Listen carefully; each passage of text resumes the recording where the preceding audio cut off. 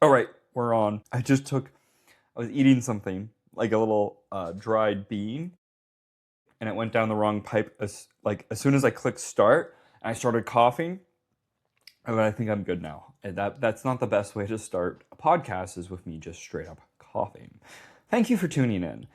I've been working on this idea and this concept for such a long time. Sometimes when I make a podcast, it's really like a journal or a diary. It's a thinking process. It's a feeling process.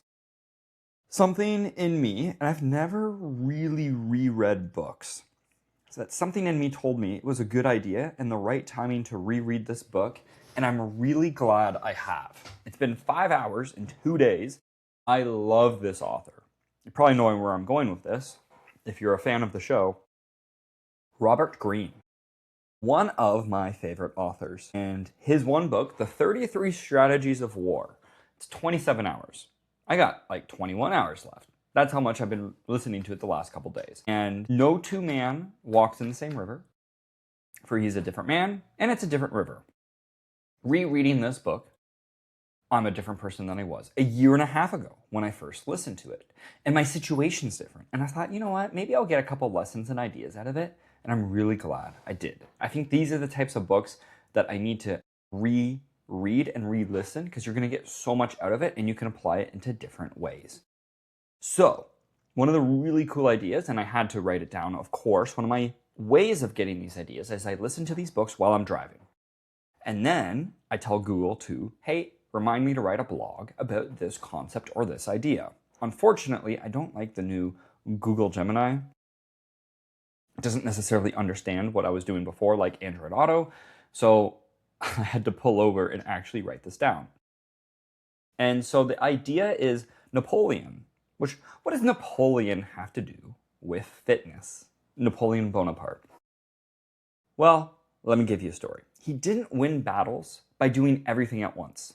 He won them by moving fast, staying simple, not necessarily spreading himself thin.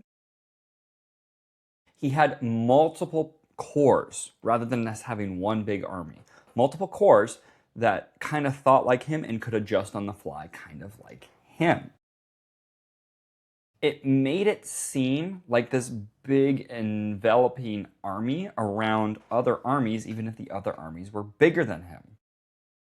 So in this book, 33 Strategies of War, the mindset shows up again and again and again that mobility beats mass. Clarity beats complexity. When I'm talking about mobility, I'm not talking about shoulder mobility. I mean being able to roll with the punches and changing on the fly to certain circumstances and situations. I think that's what's going to give me so much amazing leverage in the future. I'm small. It's really just me. It's me versus big fitness. The last 2 years, I've been writing group workouts at Temple Fitness. It's a small local gym.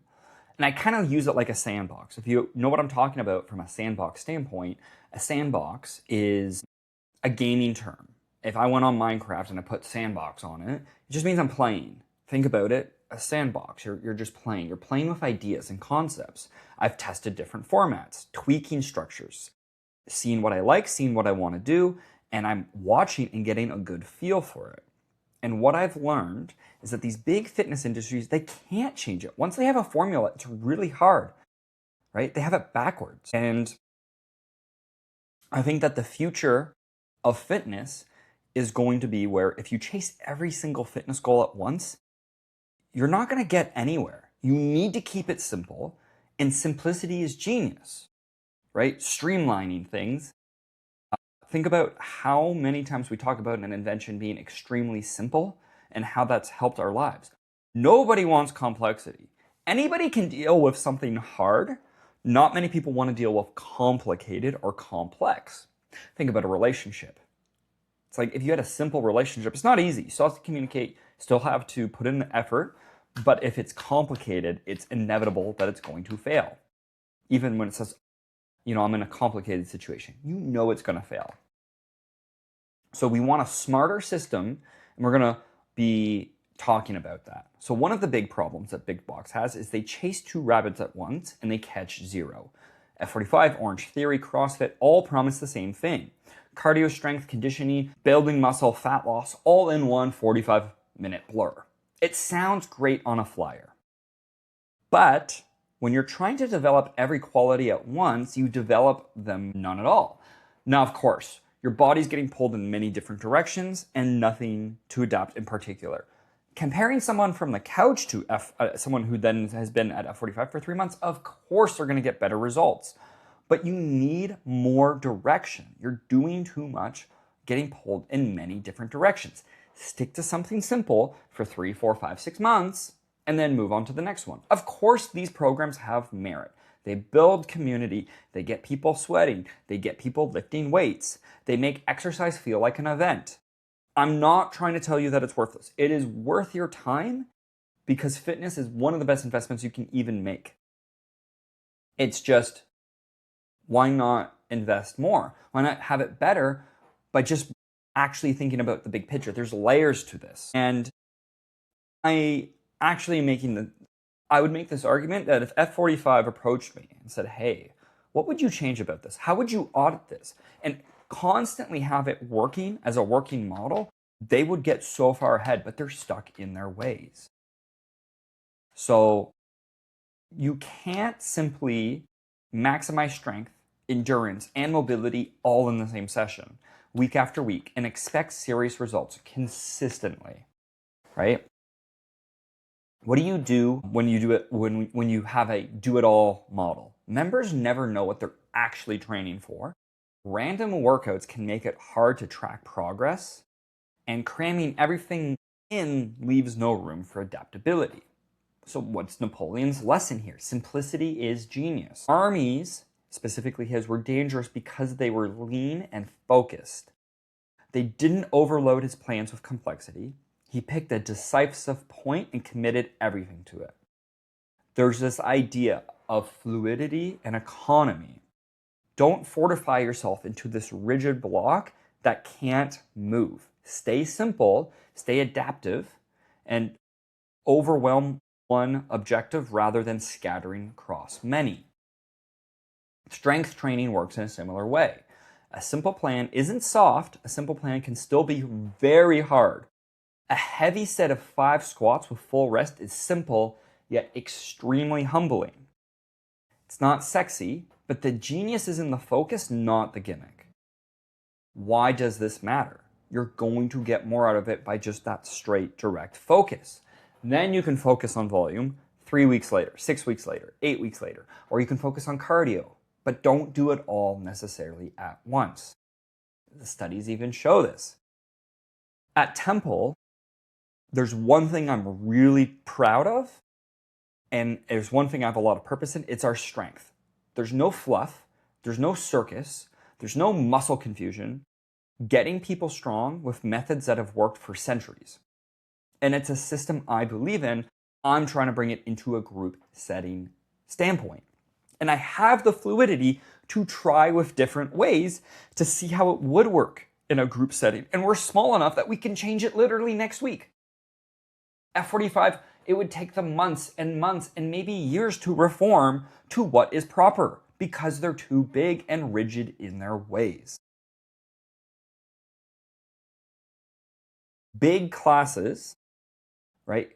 They're meant to keep heart rates up, get those heart rate monitors on. Why are you wearing a heart rate monitor in a strength class? They're selling intensity. Real strength comes from recovery between sets. Longer rest periods let members have heavier workloads with better form, which is better for adaptation.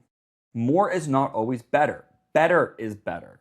Fewer harder sets end up beating endless reps done sloppy. Lower volume protects the recovery, and people come back fresher instead of fried. And this engine is really true when it comes to progressive overloads. Just adding a little bit of weight, a rep, better control over time.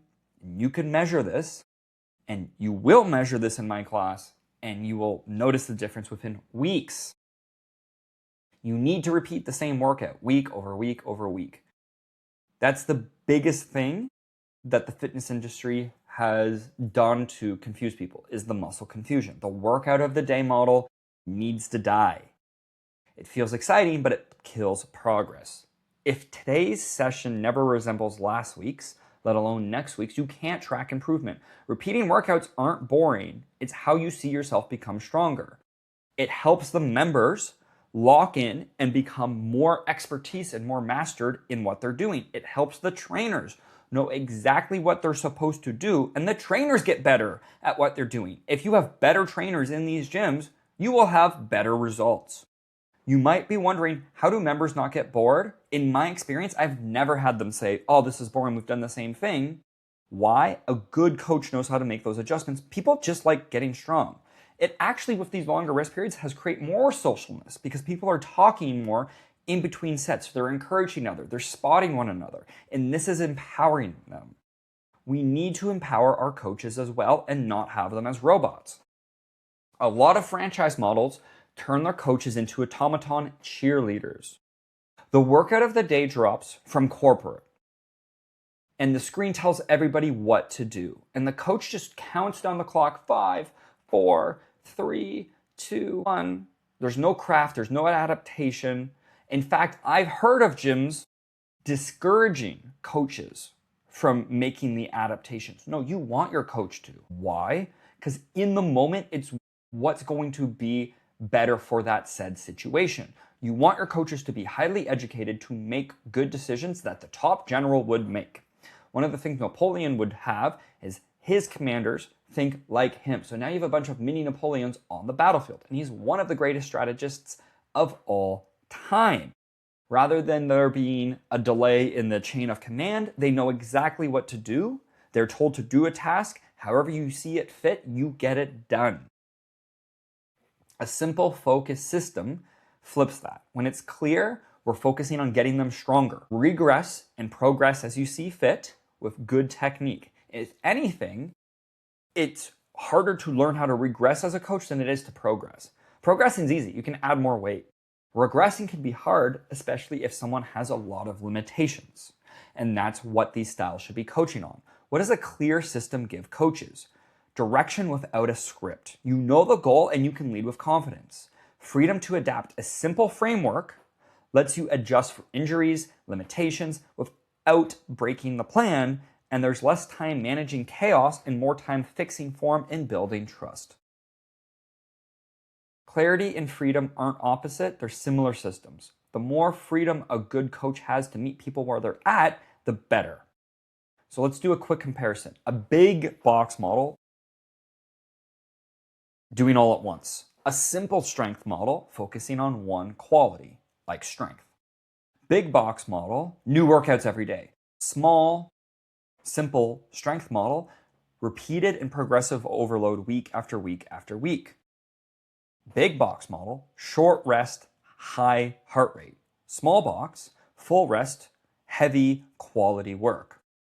Big box, high volume, hard to recover. Small box, less volume, easy to recover. Big box, coaches follow a script. Small box, coaches lead with judgment. Here's the takeaway.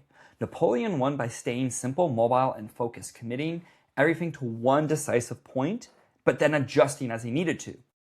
He had so much mobility, it was almost like he could fight two fronts at once, but he'd bring him to one side, and then he'd bring him back to the other side, because they were so small and quick and agile. Being big keeps you rigid. Chasing cardio, strength, conditioning, flexibility, all in one workout just leaves members with almost nothing to show for it after your workout. If you're a coach or a trainer, pick one thing. Is it strength? Is it hypertrophy? Is it mobility? Of course you're going to have some carryover, but focus on one main goal for a block of time. 4 weeks, 6 weeks. Rest fully and repeat.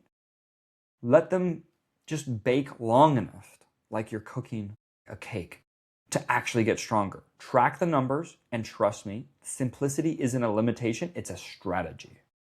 So, that is my inspiration for today's podcast. I hope that inspires you to keep things simple. It's a great reminder for me of being mobility, flexible, not rigid, but keeping things extremely simple. Until next time. I know it might seem like I've been picking on F45. It's just what's in my brain the last couple days of that Judy guy. Yeah, I know you. You know you.